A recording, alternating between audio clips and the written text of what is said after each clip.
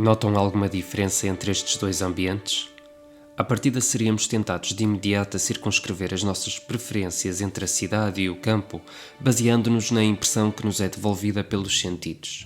Mas na literatura, esta dicotomia foi sempre além da emoção devolvida pelos mesmos.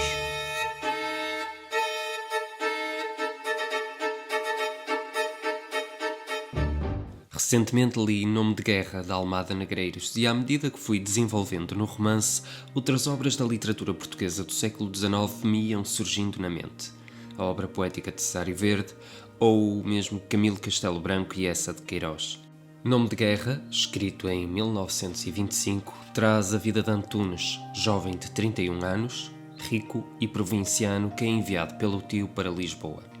Chegada à capital, a vida de Antunes passa por um volte-face. Sendo um romance de aprendizagem, Nome de Guerra entrega uma temática recorrente na literatura portuguesa e usa-se dessas mesmas formas antigas para fermentar algo que se diga novo e diferenciado. Voltemos a Camilo, que para mim foi o caso que me despertou mais contrastes e semelhanças na narrativa de Nome de Guerra. Escrito em 1866, A Queda de um Anjo retrata a vida de Calixto, um jovem como Antunes, também provinciano, que troca a vida do campo por Lisboa. Resumidamente, o anjo do romance abre as portas da capital e determina a sua queda. A vida de Lisboa é tida como fator desviante do jovem Calixto e, portanto, o mito da queda associado ao anjo emancipa, além do poder salvador da literatura, uma ode aos valores provincianos, ao passado português, onde a virtude é tida no campo e o vício na vida moderna da cidade. Mais tarde, Eça de Queiroz, já na sua última fase criativa e menos crítica, escreve A Cidade e as Serras, inspirado no seu conto Civilização de 1892. Sendo considerado um dos principais livros de Eça, nele a personagem principal, Jacinto, troca a vida moderna e cómoda da cidade pela ruralidade e natureza das serras. Com esta troca, Jacinto depara-se com a falta do requinte que a civilização moderna o provisionava. Contudo, apesar disso, ganha no tempo do campo a possibilidade da felicidade. Assim, o romance de Eça, após valorizar e contrapor os dois espaços, através de Jacinto revela a conclusão: entregar ao campo o que há de melhor na cidade e daqui promover o crescimento de uma forma de vida mais equilibrada. Não sendo já tão radical quanto Camilo, Eça ainda aponta o campo como parte da solução para o sucessivo desvirtuamento da vida moderna, ou seja, o viver-se à francesa. Assim, podemos criar um coração, pequenino, entre Camilo e Eça, e no seu especial apreço e reconhecimento pelas raízes e pelo campo.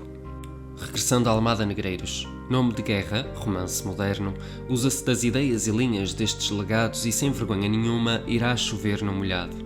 No poema A Invenção do Dia Claro, Almada Negreiros diz-nos: nós não somos do século de inventar as palavras já foram inventadas. Nós somos do século de inventar outra vez as palavras que já foram inventadas.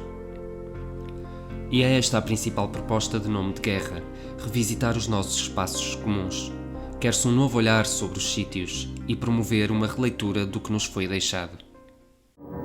É espantoso que neste século violento haja ainda quem não repare que a novidade chegou finalmente. Chegou da mesma maneira que o diz um pintor que se chama Eugênio Delacroix. Ele diz: o novo existe e é tudo quanto há de mais antigo. Os séculos foram sempre vexados pelos anteriores porque eles viviam a interpretação que o anterior tinha feito. Mas chegámos finalmente a um século em que era de tal maneira uma multitude de interpretações de vários séculos e milénios sobre o sinal que era indispensável que viesse o século que dissesse basta. Com uma linguagem simples, que Jorge de Sena definia como não primitiva, mas antes como um traço de sofisticação, e também muito bem articulada, a escrita de Almada leva-nos pelos nomes de duas mulheres, Maria e Judite. Cada uma delas a personalização, respectivamente, do campo e da cidade. A instalação de um polígono com 3 vértices no romance leva-nos a uma das suas grandes conclusões: a importância do autoconhecimento. Ao mudar de casa, é na solidão de um quarto numa água furtada que Antunes consegue a sua verdade. Depois do conhecimento de Maria e Judite, e já com um novo olhar, Antunes tem uma janela que dá para além de Lisboa pela parte de trás, também para o universo. É aqui que se entrega na busca de novos sentidos. O conhecimento de Judite, entenda-se, da cidade, permitiu-lhe a libertação das antigas certezas, de Maria, do provincianismo que lhe foi incutido no campo. E a cada visão do céu através da janela, qual quadro, Antunes consegue reter cada vez mais informação num só olhar. Almada Negreiros outorga à cidade como um meio de transformação de novos sentidos pelo outro, o estar-se sujeito à diferença, a importância de aprender com a experiência e de uma janela também que nos devolva algum céu. Nome de guerra, conclui, não te metas na vida alheia se não queres lá ficar. Olá a todos, portanto, deixo aqui então a sugestão de Nome de Guerra de Almada Negreiros.